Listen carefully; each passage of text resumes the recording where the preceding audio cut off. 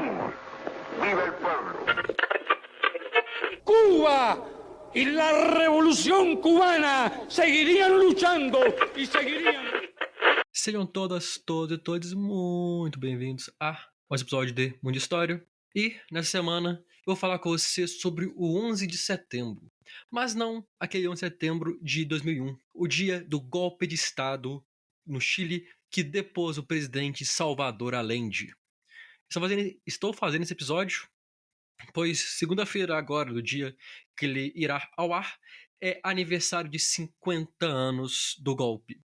Por isso eu quis fazer esse episódio para falar sobre e também uma espécie de homenagem a todos e todas as vítimas do regime de Pinochet. Cantar que vamos a triunfar, avançam já bandeiras de unidade. Bom, para nós falarmos sobre o governo Allende, nós temos que antes falar sobre os antecedentes. A década de 60 foi uma década marcante. A década de 60 foi uma década marcante para o Chile. Foi a década em que o país passou por uma série de reformas e mudanças numa tentativa de desenvolver o país. E por isso, nisso destaca muito o Partido Democrático Cristão do Chile, que foi eleito em 1964 para a presidência da República sob a pessoa de Eduardo Frei. E esse regime contaria com 4 pontos em especial. Promoção popular, por meio da criação de organizações sociais nas favelas e comunidades carentes para melhorar a qualidade de vida. Construção de escolas e hospitais junto com investimentos na área. Reforma agrária, uma das ações mais importantes das últimas décadas do Chile, pois ajudou a combater o poder dos grandes donos de terra, e essa reforma agrária foi acompanhada de surgimento de sindicatos rurais, e essas reformas custariam muito dinheiro. Como toda grande reforma e grande mudança, uma nação custa. Por isso, Frei tinha o seu 4º ponto sobre o cobre. O Chile o Chile era e ainda é um grande produtor de cobre. E as minas estavam nas mãos de empresas estrangeiras. Por isso, o Frei estimulou o que ele chamou de chileanização, no qual o Estado compraria 51% das ações das mineradoras. Essa aquisição das mineradoras, junto com um cenário externo positivo de alta demanda, permitiu que o Chile se enriquecesse muito e os programas sociais fossem atendidos. As reformas foram feitas. E olha só que interessante, foram reformas feitas por um partido cristão, democrático, com uma ala de esquerda e de direita dentro do partido. Ou seja, de fato, eram reformas não partidárias, mas sim políticas para a nação. Porém, nem tudo seria um mar de rosas. Em 69 e 70, a inflação aumentou, principalmente nos alimentos devido a uma seca que o Chile enfrentava, aumentando o preço e a escassez de alguns alimentos. A política do Chile também mudaria. A esquerda ganharia muita força, principalmente a esquerda revolucionária. Ao mesmo tempo, os nacionalistas de direita e extrema-direita também se fortaleceriam, mas eu quero chamar mais atenção para a esquerda. Foco principalmente na UP, chamada União Popular. Essa União Popular surgiu pelo meio de uma união dos partidos e grupos de esquerda para formar uma coalizão política para concorrer à eleição. E essa coalizão lançou, na eleição de 1970, o candidato Salvador Allende, que enfrentaria o Tomic, candidato dos cristãos, e o Alessandro, candidato nacionalista. Com 36% dos votos, Salvador Allende, abertamente marxista, foi eleito presidente do Chile. Um marxista foi eleito democraticamente. E isso causou um grande caos na economia chilena. Não por ações do governo, mas pelo fato do governo ser marxista. A bolsa de valores despencou, a venda de ouros aumentou e diversas pessoas fugiram do país, temendo o que seria o governo Ascende. Mas tinha uma questão interessante. No Chile, na época, o presidente era eleito, lei dos votos, e o Congresso legitimaria a posse desse. Alessandri tentou agir. O candidato nacionalista alegou que a eleição foi fraudada e que, portanto, ele estava disposto a ser empossado para o Congresso, renunciar em nome de novas eleições. Obviamente, os políticos não aceitaram isso. Sendo assim, Salvador Allende foi empossado com mais de 100 votos de diferença o presidente do Chile. E é interessante que logo após a vitória e a confirmação da vitória, um general chamado Vioche, passou a planejar um golpe de Estado. E o mais interessante é que esse planejamento foi confirmado por meio de documentos vazados ou liberados pelos Estados Unidos que confirmavam uma troca de mensagens entre a CIA e esse general. Então, a CIA sabia de um movimento para depor Allende. E ela agiu. Não para defender Allende, mas falando para Vios não agir, pois pelos cálculos políticos da CIA ele não teria vitória. Vios ignorou isso e, junto com os conspiracionistas, sequestraram um general chileno na tentativa de obrigar as Forças Armadas a agirem. Essa tentativa falha, o golpe não acontece, mas infelizmente o general Schneider, o sequestrado, foi ferido gravemente, vindo a falecer 3 dias depois. Mas quem era Salvador Allende? Salvador Allende nasceu em uma família de classe média baixa, nunca passou fome, mas nunca teve um conforto imenso economicamente. Seguindo os passos de seu avô, se formou em medicina, que era seu sonho de infância, porém sempre teve um pezinho na política, principalmente junto dos socialistas. Esse seu pezinho na política se mostrou muito mais do que um pezinho. Ele foi eleito deputado, senador, foi ministro da Saúde e, posteriormente, como eu acabei de falar, presidente da República.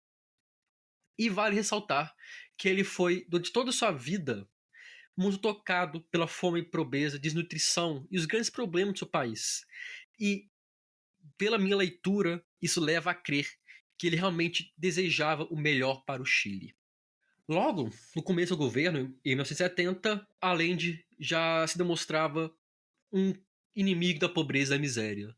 Aumentou o orçamento social, aumentou os esforços para combater o acúmulo de riqueza, e ele fez uma série de ações. A primeira dela, em dezembro de 1970, quando ele mandou ao Congresso uma lei uma emenda à Constituição para nacionalizar as empresas mineradoras totalmente. O Congresso aprovou essa emenda em julho de 71 de forma unânime. Muito pode estar pensando, mas como assim?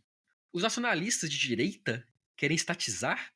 A direita é historicamente contrária à estatização, é a favor do livre mercado, da não intervenção estatal. Aí que está a grande chave da questão. Eles eram nacionalistas.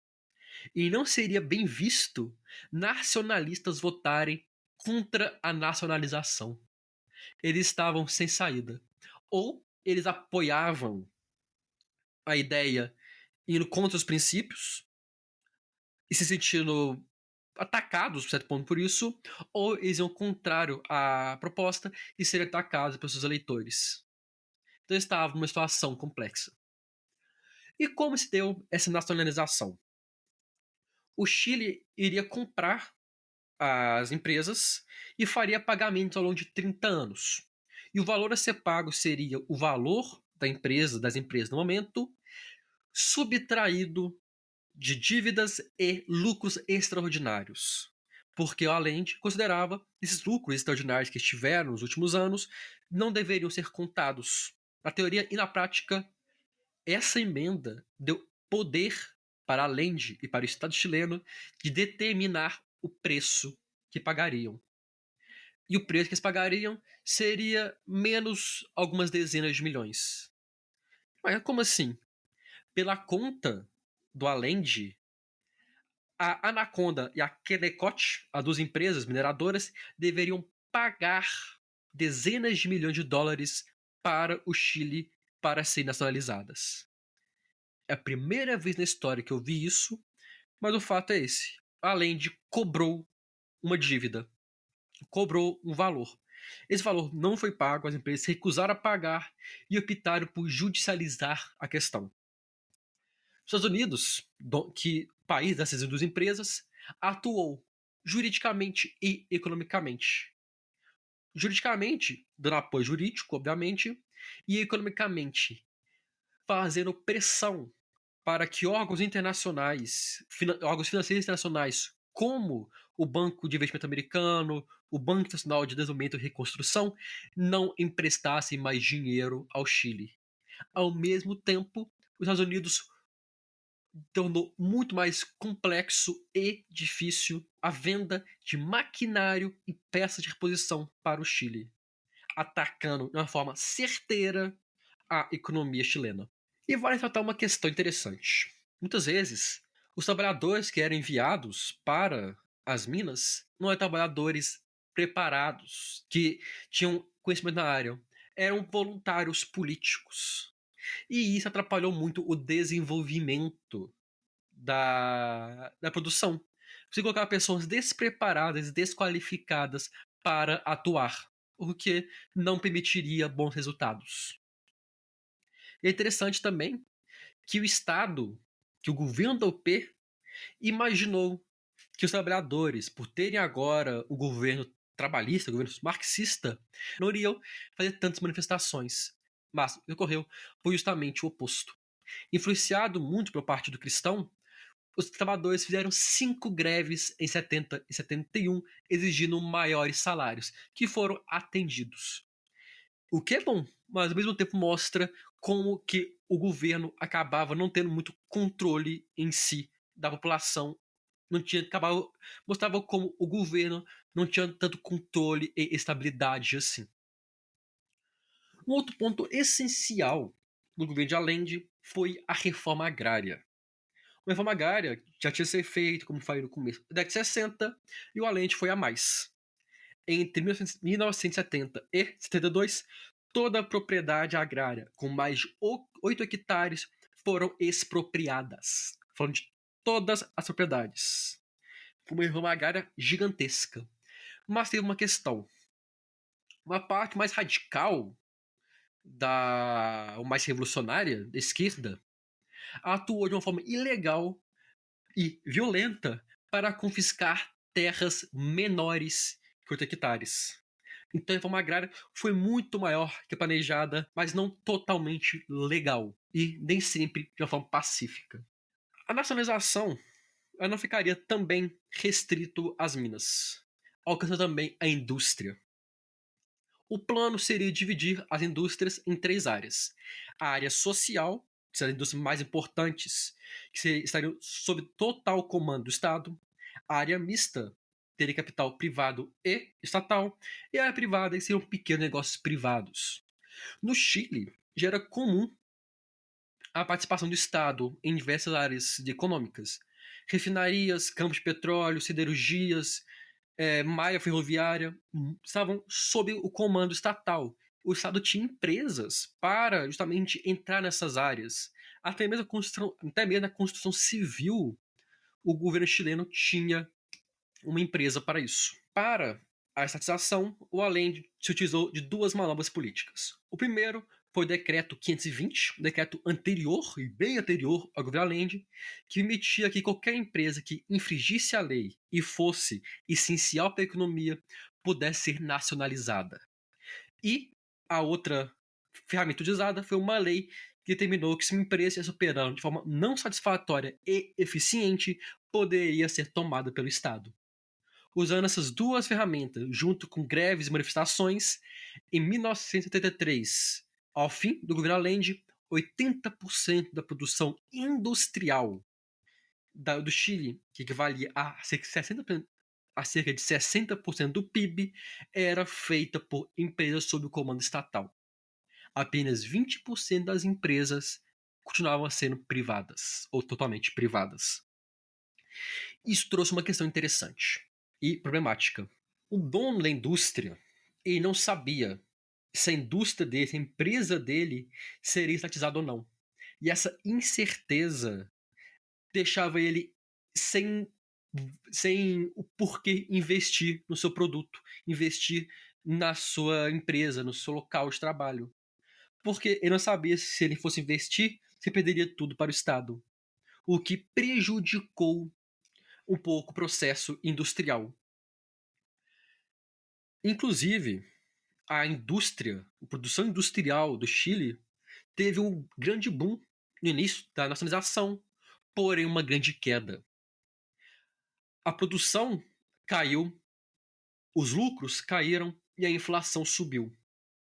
Para você ter uma noção, em agosto de 1973, a inflação passava da casa dos 50%. Nesse contexto de uma grande inflação de lucros baixos, as indústrias passaram a ter dificuldades para se manter em pé, o que levou a um grande gasto financeiro do governo para tentar combater esse problema. Mas aí vem uma outra questão. Uma das grandes fontes de renda do governo era a venda de cobre. E como eu falei lá atrás, a produção de cobre dependia de maquinário e peças de reposição dos Estados Unidos, que eram muito mais difíceis de ser adquiridas e muito mais caras, ao mesmo tempo que o preço do cobre caiu.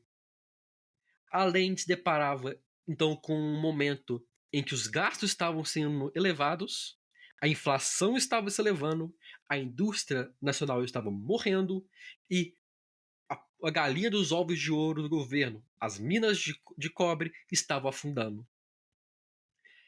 E, para piorar a situação, a crise econômica industrial se tornaria uma crise política. Em junho de 1972, o Congresso aprovou uma lei do Partido Cristão que proibia a expropriação de terras, dando um grande ataque a uma base prejudicando muito a imagem do governo de Allende, já que é um governo marxista, um governo favorável à reforma agrária. E para piorar a situação, no mesmo mês, o Allende propôs a criação de uma empresa estatal para gerenciar o transporte terrestre de mercadorias. Ou seja, para gerenciar os caminhoneiros e tudo mais. A resposta foi uma greve de caminhoneiros que literalmente entrou para a história. Em 2018, quando nós tivemos aqui no Brasil uma greve de caminhoneiros, diversos jornais voltaram a falar da greve de caminhoneiros de 1972, que foi uma greve de 26 dias com 600 mil chilenos manifestando, caminhoneiros e não caminhoneiros, que causou cerca de 200 milhões de dólares de prejuízo. Um dinheiro que o Estado não poderia perder. A crise chilena se aprofundava cada vez mais. Em 1973, ocorreram as eleições legislativas. A UP conseguiu aproximadamente 40% das cadeiras, não suficiente para ter uma estabilidade, para passar leis e propostas, mas suficiente para impedir qualquer tentativa de impeachment. E aí que vem uma questão interessante. Na ausência, e aí que vem o X da questão. A oposição, na ausência de medidas políticas legais a serem tomadas, optaria pela violência e pela ilegalidade.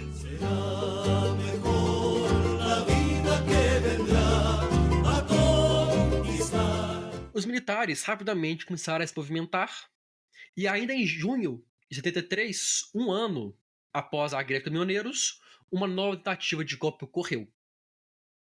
Essa foi rapidamente derrotada, mas deixava claro a insatisfação e a insegurança que o governo tinha, que o governo enfrentava.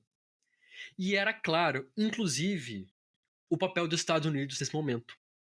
Apesar de negarem, Estados Unidos, como foi descoberto posteriormente, gastou milhões de dólares para destabilizar o governo chileno e estava sempre trocando mensagens sobre o Chile. Um documento de Kinzinger, conselheiro político de Nixon e uma das figuras mais famosas da polícia americana, mostrava as ações a serem tomadas. A baixa oferta de crédito, ações dos Estados Unidos para mostrar que eles não aceitariam países americanos negociando com países socialistas. Então ficou claro como os Estados Unidos estavam agindo. Nessa instabilidade, Allende criou rapidamente um novo gabinete. E um dos seus membros do gabinete foi o general Prats. Porém, esse, pressionado pelos militares, que afirmavam que ele não teria o apoio de seus subalternos, rapidamente se viu forçado a renunciar ao seu cargo. Mas ele não deixaria Allende na mão e indicou o seu sucessor, um sucessor que era visto por Prats e até mesmo por Allende como o constitucionalista, o general Augusto Pinochet. Mas era tarde demais para qualquer mudança. Na manhã de 11 de setembro de 1973, Marinha, Aeronáutica e Exército se mobilizaram para depor o governo de Allende. O presidente, sabendo dos movimentos, se refugiou no Palácio Moneda, o Palácio Presidencial, onde pronunciou o seu último discurso, que se encerra com Viva Chile, viva o povo, viva os trabalhadores. O palácio, bombardeado pela Força Aérea chilena, pegava fogo quando Allende tirou sua própria vida. Em algumas horas, o Chile saiu de uma democracia sem muita estabilidade, mas uma democracia, para uma ditadura que duraria 17 anos sob o comando do ex-ministro de Allende, o general Augusto Pinochet. Pinochet entrou para a história como um ditador sanguinário, responsável pela morte de milhares de pessoas e o exílio de outras milhares. Eu recomendo muito que vocês leiam o livro Condor Futebol Clube, um livro fantástico, em que os autores Fabiano e Mateus falam um pouco sobre como o futebol se misturou com as ditaduras latino-americanas, e ele tem um capítulo inteiro para falar sobre como foi o Chile sob Pinochet em relação ao futebol, e eu acho que vale a pena entender um pouco mais. Que esse episódio fique de lembrança sobre um evento terrível, mas, mais do que isso, que sirva como uma mensagem, como um chamado para que nós nunca mais aceitemos, em qualquer país, um regime ditatorial como nós enfrentamos nas últimas décadas.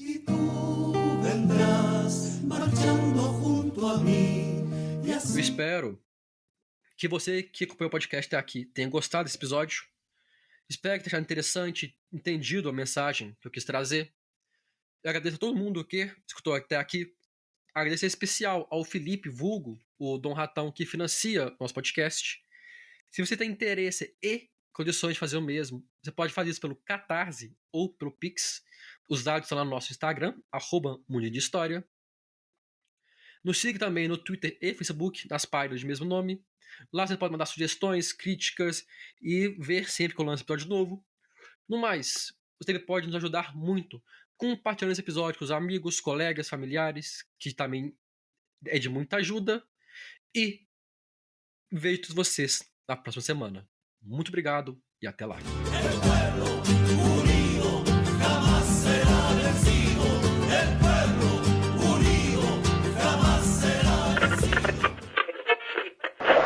Viva Chile, viva el pueblo, vivan los trabajadores.